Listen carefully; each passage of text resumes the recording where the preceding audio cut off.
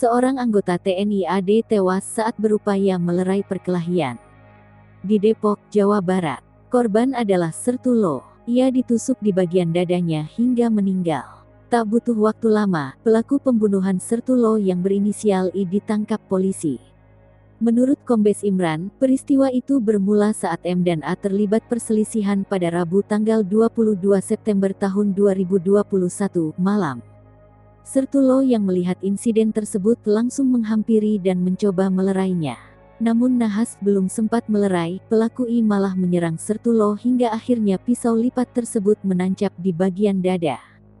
Polisi akhirnya menangkap pelaku penusukan yang membuat Sertulo tewas. Kabid Humas Polda Metro Jaya, Kombes Pol Yusri Yunus, mengatakan pelaku I ditangkap pada Kamis kemarin.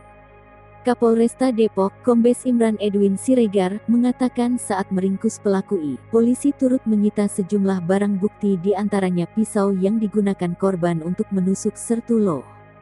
Tersangka kini diamankan di Polresta Depok untuk menjalani pemeriksaan lebih lanjut. I, pelaku penusukan yang menewaskan seorang personel TNI Angkatan Darat berinisial Lo di Kota Depok, meminta maaf kepada keluarga korban dan pimpinan satuan tempat korban bertugas.